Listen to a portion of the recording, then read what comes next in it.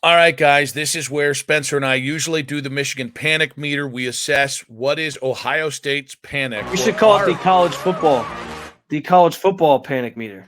Yeah, After that last segment. There's a lot of different panics we can get to. But this week, because neither of our panic has changed, we're going to keep it where they are. And we're going to go to what I think is a big nuts moment from Oregon head coach Dan Lanning. He is quoted as saying he thinks that the Big Ten will need to adjust to Oregon more than Oregon will need to adjust to the Big Ten. And he also took a shot at the ACC and the Big Ten by keeping them out of the elite conversation. I really like Dan Lanning. I think he's a hell of a coach. I think he's young, charismatic. I think he seems to be just a guy who can kind of handle what the job has become, equal parts. Yeah. Fundraising, putting them on the, getting people riled up and also doing the actual football work. So I love the guy. I love that he's saying this. I think he is out of his ever-loving mind. To assume that there isn't going to be some sort of a transitional moment for Oregon, Washington, UCLA, and USC is funny. I think Oregon is best positioned to step right in and have real success in the Big Ten. But to say, I think the Big Ten has to adjust to us. Okay, buddy. That's the kind of thing that you're going to hear a lot if you go 9-4 this year, as opposed to you being on the the fringes of the playoffs or in the playoffs this year. What's funny about it is if that were true, then wouldn't the Big Ten be the conference that was folding, and it'd be like Ohio State and Michigan and these other programs joining the Pac-12, which is notorious for not playing any sort of defense whatsoever. That's to me, that's the biggest adjustment is these teams are so used to in the Pac-12, just offense. There's been some here there that have had good defenses. I think Oregon's defense last year was pretty good. Washington's defense was obviously very good last year. So yeah, there's some examples, but that's always the running joke is in the Big 12 and the Pac-12, there's not a ton of great defense played out there. And now they're coming to a conference that I would say almost like the staple of the Big Ten is this hard-nosed, Midwest. We play in cold and bad weather a lot of times, defenses that are out there, which is why Ohio State almost fits the billing more of what an Oregon team has been in recent years, because they've been all about the offense and their defense is kind of taking a step back. Now, next year, with all the guys coming back, we think the defense is going to be superb. But that's what I think is interesting about it. On some level, yes, there's probably some philosophical offensive things that Oregon does that teams are going to struggle with. But I can't wait to see Dan Lanning when he comes out of a dogfight of a game against Iowa and they have to eke out a 24 to I'm giving Iowa too much credit if I'm going to let them score 16 points. Like a 21-10 win over Iowa, and he's like, yeah, that Iowa defense is just real tough. Yeah, that's the Big Ten. You got to get yourself a defense now. Well, there's a part of me, listen, I don't assume that any one of those four teams from the Pac-12 are going to struggle. I do think UCLA's in a rough spot, especially if Chip Kelly goes back to the NFL. I think Washington's in an interesting spot because you changed over head coaches at maybe the worst possible spot with Washington. They're going to take a step back, I think, for sure. But USC, I don't know. I mean, it's a really important year for USC, and they've got a lot of talent. They just haven't had results. With Oregon, there's a part of me that's I think Ohio State's going to be fine either way. Because I'm not worried about Ohio State at all. I think Michigan is such a perfect Big Ten build with how they can push teams around in the trenches. I think Michigan's going to be fine.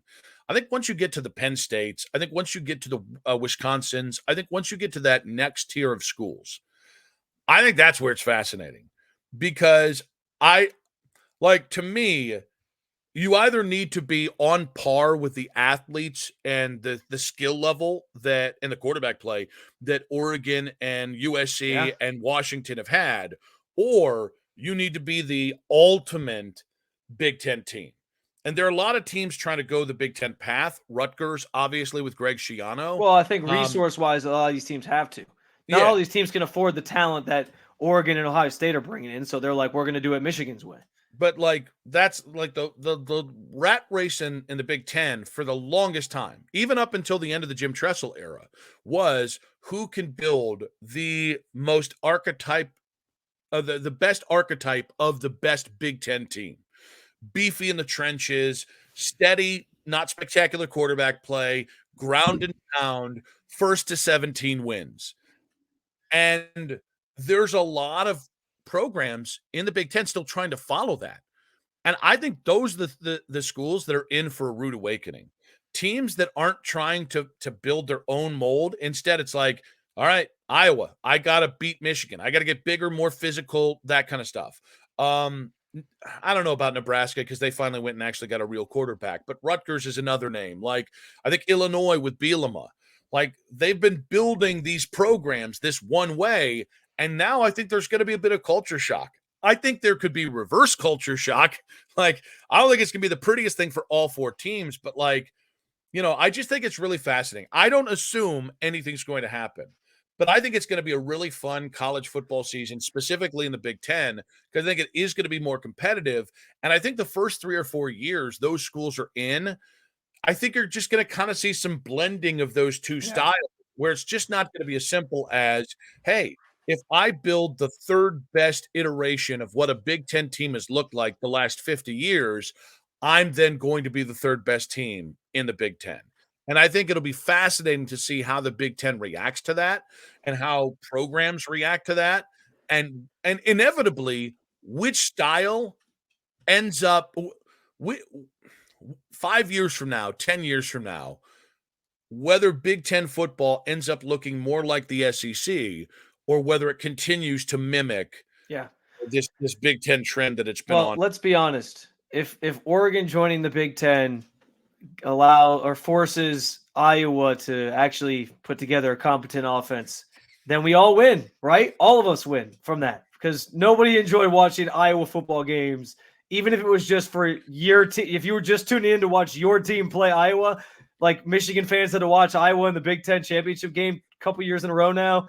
Nobody enjoyed those games. There's a couple masochists who enjoyed it. There are a couple people who enjoyed it, but they're like in leather and they have collars that say "Daddy."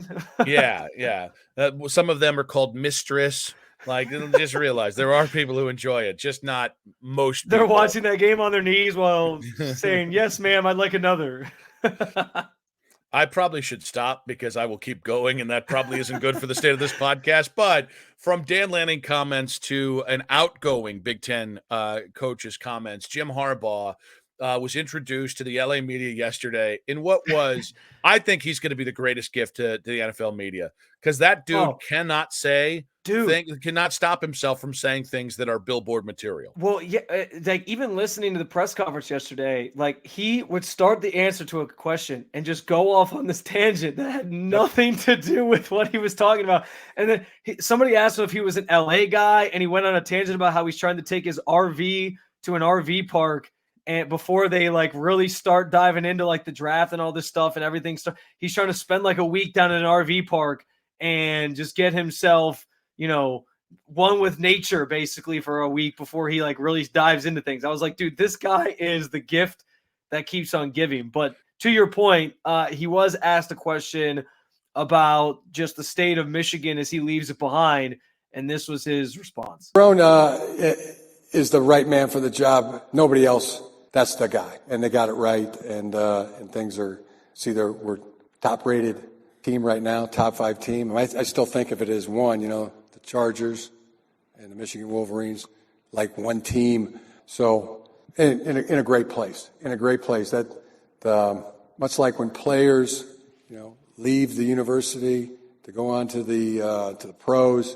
There's a passing of the baton that takes place, and you see J.J. leave, but then I see Jaden Denegal, Alex Orji. Next day they're on that field. They're throwing with receivers, and there's an excitement there. I've been involved in that as a player when the quarterback ahead of me left or graduated, and it's the same for coaches. I've been talking to Sherrone. He's on.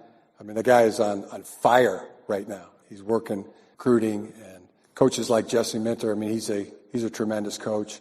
We're going through a process right now. Ben Herbert, I can't confirm that he's going to be a Charger. And I love the passing of the baton was there to Justin Tress.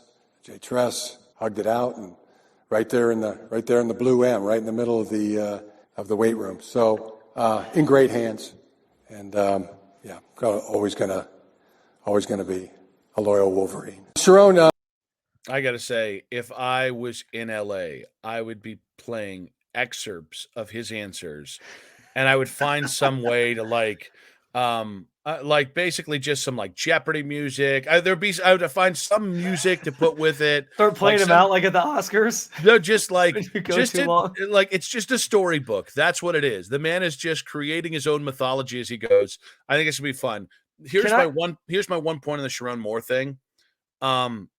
I have no doubt. I'm hopeful that Sherrone can keep Michigan at this level because I think it's more interesting for Ohio State. There's like one game a year right now that's interesting, and it's a Michigan game. Yeah. And so I don't want Michigan going back to just being another Indiana, right? Where it's just, all right, how much they're going to beat them by this week. What I would say is I think Michigan's obsession with money and paying coaches is pretty embarrassing. You know, they docked Jim Harbaugh 3 years ago. I have not gotten over that. I'm not even Jim Harbaugh. But paying Sherrone Moore $5.5 million a year when there were coaches in college football, when you were going to pay Jim Harbaugh $11 million a year to stay or somewhere in that range, I actually think it's disrespectful. I think there's one thing in college football that shows the respect you have or the buy-in you have on your coach. And that one thing is, how much do you pay him?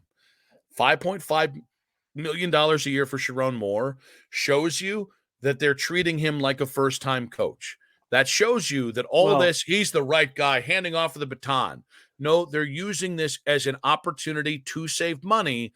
And I don't think that's the kind of thing that instills confidence in college football. I think it was pretty laughable considering that Sherrone Moore was the guy that went 3-0 down the stretch and stabilized your program and helped you make sure it didn't fall apart. Well, let's be honest here too. It's almost we've talked about it. It's different when you're the guy. So Sherrone Moore still has a lot to prove in that regard.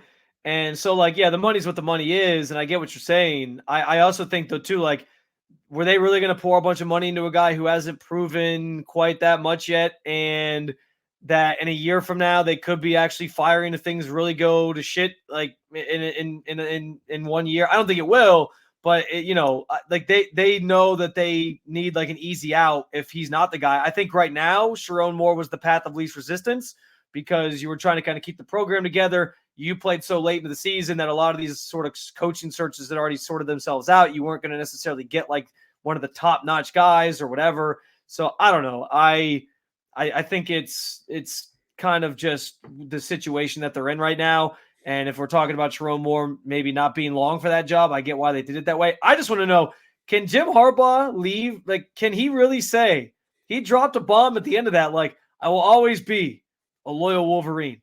Can you say that as you're walking out the door? Like, I feel like you got to give it some room to breathe here before you start going back to I'm a loyal Wolverine through and through. Like, dude, you just stabbed them all in the back. Not stabbed them in the back. It's not fair. But you just walked out on them.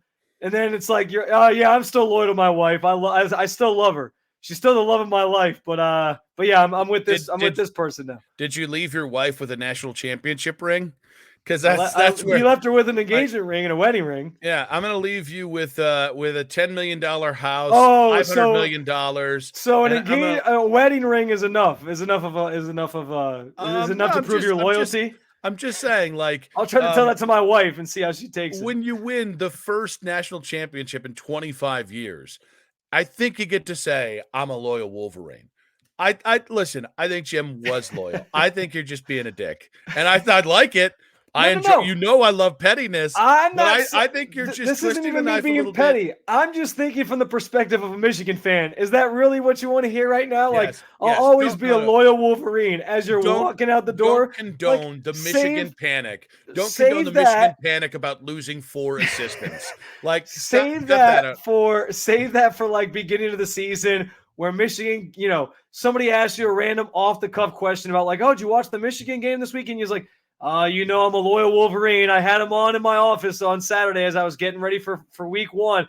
That's when you say that. You don't say it a week after you decided, yeah, I'm out of here. See ya. And Michigan fans are left in a panic because they lost Jim Harbaugh. I think you say it when you drop the mic by winning a national championship, probably leaving with a first-round quarterback, and have the program at its highest level since the last like 3 or 4 years of Lloyd Carr. So I love what you're doing. I love the pettiness, but I think you're just being a petty Ohio State fan. All right, guys, make sure to follow the show, Apple, Spotify, 923thefan.com, the free Odyssey app, wherever you get your podcast. Make sure to give us a subscription on the 923 The Fan YouTube channel, and make sure to leave your comments both on our social handles and on the 923 The Fan YouTube channel. That does it for today. We'll be back next week. Follow Sons of the Shoe. Go Bucks.